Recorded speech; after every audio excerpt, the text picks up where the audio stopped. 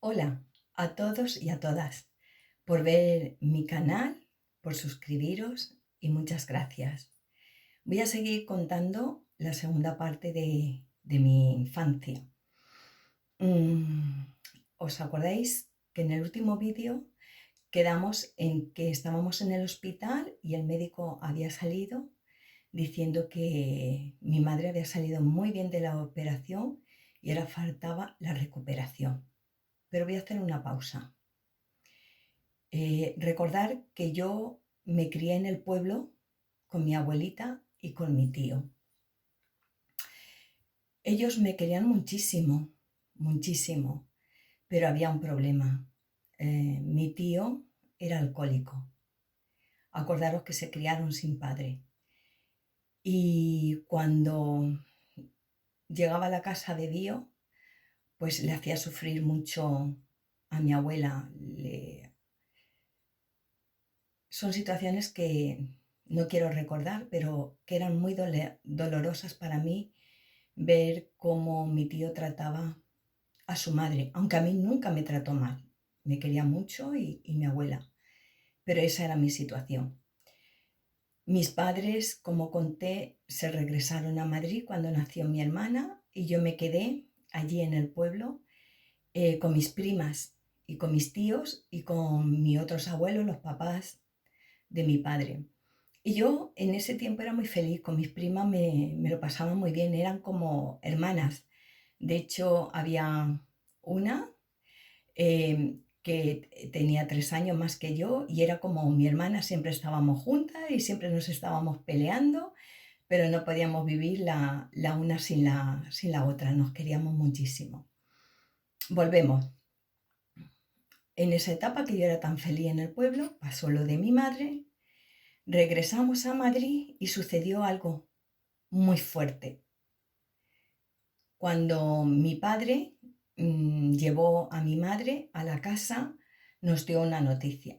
El médico le había dicho a mi madre que no podía llevarse ningún susto, ningún disgusto y que tenía que estar lo más posible feliz en ese tiempo para recuperarse bien porque había sido una operación muy difícil. En la casa era un piso donde vivíamos y estábamos los 4 hermanos, mi padre, mi madre, mi abuela y mi tío estuvo unos días y se regresó al pueblo a trabajar. Él era cartillero en el pueblo y se tuvo que regresar a su trabajo y nos quedamos todos nosotros. Mi madre la operaron el 22 de diciembre y sucedió algo muy fuerte el día 26 de febrero, a los pocos meses. Era un día de invierno, pero era soleado. Y en la urbanización donde vivíamos salió mi madre con mi hermanita, que ya tenía casi 2 años, y yo recuerdo que hacía sol y yo estaba jugando a la goma. Había puesto mi goma entre dos palos y estaba jugando allí. Y en ese instante pasó mi hermana con otra amiguita, con otro bebé, allí caminando y levanté la goma para que pasaran ellas. Había pasado muy poquito, unos metros, cuando en ese instante yo sentí un ruido, un golpe y me caí al suelo. Y oí un grito de mi madre, ¡Paqui! Y la vecina, ¡Paqui! Y todo el mundo a mi lado, a mi alrededor. Y me levantaron. Y cuando me levanté, vi que estaba toda llena de sangre, que estaba toda llena de sangre. Y yo, a ver la sangre, lo único que decía, mamá, no te mueras, mamá, no te mueras. Resulta que justo donde yo estaba jugando, hacía un poco de aire y una uralita del tejado, unas tejas del tejado que eran uralita, pues mira, me cayeron encima de la cabeza y me abrieron la cabeza. Entonces, en ese momento pasaba un vecino varón y me cogió y me llevaron corriendo al hospital de urgencia y mi madre conmigo. Y yo solamente decía, mamá, no te mueras, ¿no? Porque yo sabía que eso era un disgusto, un susto. Y ella me decía, no, no, si no me voy a morir, tranquila, que no. no me voy a morir. Entonces mi abuela se quedó con mis hermanos. Y mi madre llamó a mi padre, que el pobre trabajaba de día y de noche para dar de comer a su familia. Él era albañil, oficial de primera, y trabajaba también en una empresa en Madrid que se llamaba Boitiches y Navarro, y trabajaba muy duro el pobre para dar de comer a su familia. Le llamaron diciéndole lo que había pasado. Entonces se preocupó mucho por su mujer y por mí. Llegaron al hospital, me llevaron al hospital, me tuvieron que operar de urgencia, sacarme los cascos, los trocitos de uralita que se me habían incrustado en la cabeza, pero gracias a Dios no me tocó el cerebro ni nada. Un milagro que Dios hizo, porque yo recuerdo que en el hospital cuando iba y me dijeron que me iban a operar, yo rezaba el Padre Nuestro y solamente decía que no se muera mi madre. Yo no rezaba por mí, yo rezaba por mi madre, que no se muriera, y rezaba el Padre Nuestro. Y de verdad sentí mucha paz en mi corazón, aunque era una niña. Imaginaros, tenía 9 años todo esto, yo no había cumplido aún los 10 años.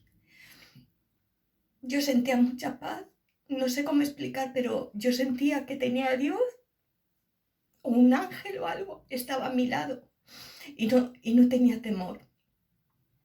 Pero estaba preocupada por mi madre. Bueno, salimos de esa también. Gracias a Dios salimos de esa. Pero nos llegaba otra prueba también muy fuerte. Mi abuela, cuando ya vio que yo me recuperé y que mi madre también estaba más recuperada, pues regresó al pueblo a cuidar de mi tío y ahí estuvo. Pero esta parte de la historia no sé cómo se enteró de toda esta situación, pero un día llegó un asistente social a la casa. Llamó a la puerta, mi padre estaba trabajando, como os he dicho, y estábamos mi madre, mi hermana y yo. Ya, puedo pensar cómo fue. Yo tenía que ir al colegio y mi hermana era un bebé, era muy, muy chiquitita. Entonces, mi madre habló con los directores que si por favor me podría llevar a la bebé al colegio, a mis clases, porque ella no la podía cuidar, porque se tenía que recuperar y no se encontraba bien y con muchas fuerzas, no tenía muchas fuerzas.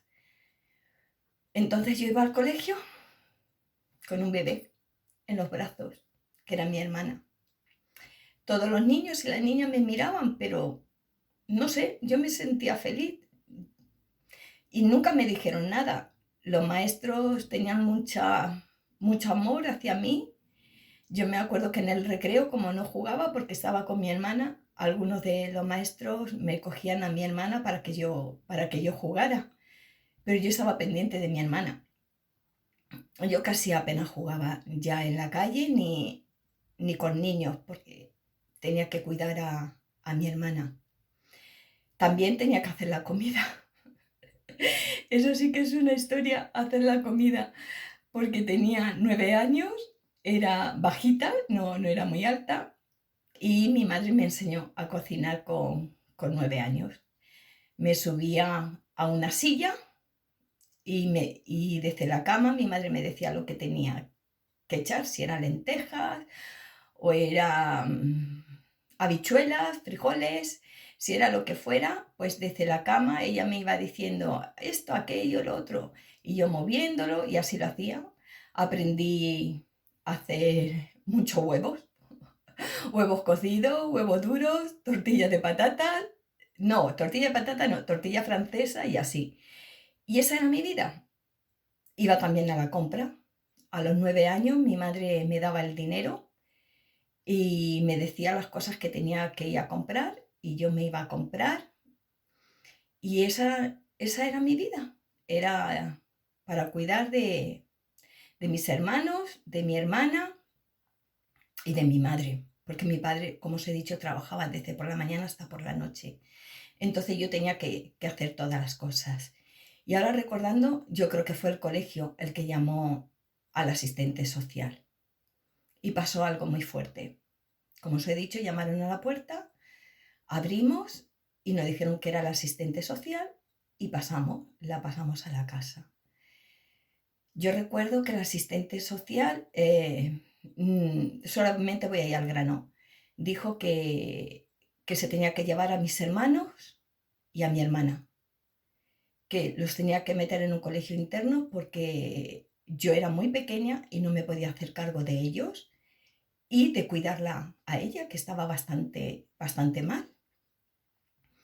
Y yo me acuerdo que cuando oí eso, en silencio, yo estaba rezando: Padre nuestro que estás en los cielos, santificado, que no se lleven a mi hermana y a mis hermanos, por favor, que no se los lleven, que no se los lleven. Porque imaginaros, yo realmente me había criado en el pueblo con mis primas. Llego a Madrid y es cuando estoy empezando a tener relación con mi hermana, que era mi sueño, con mis hermanos, y ahora oigo que se los van a llevar y que me voy a quedar sola.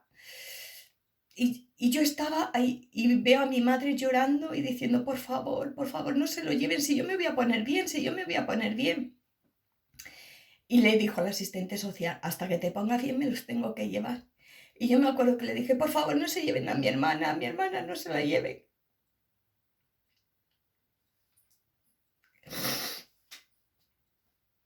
Perdón.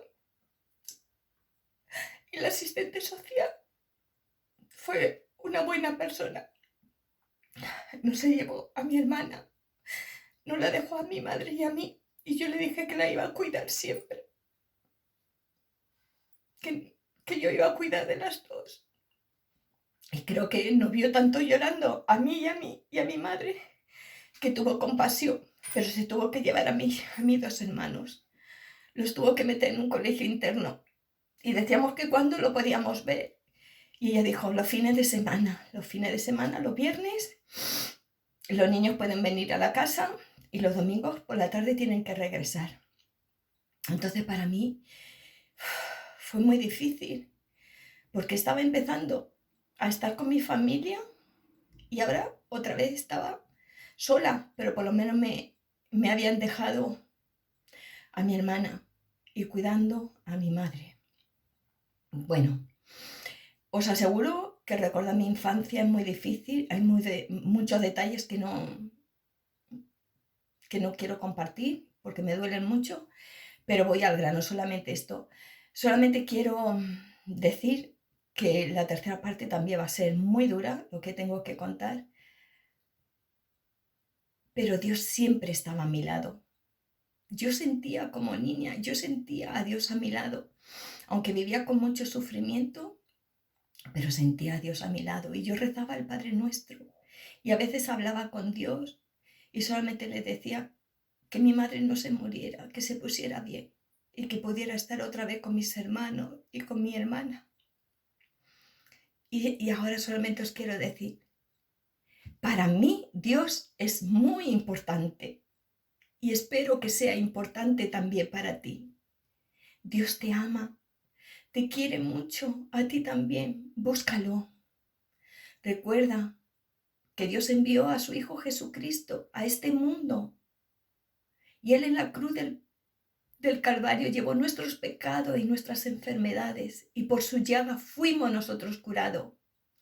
Dios te quiere salvar. Pídele perdón a Dios de tus pecados. Pídele a Dios perdón. Él te conoce y Él te ama y puedes tener una vida muy, muy intensa y muy espiritual con Él, porque Él te ama y te conoce. Nos vemos en el próximo. Gracias.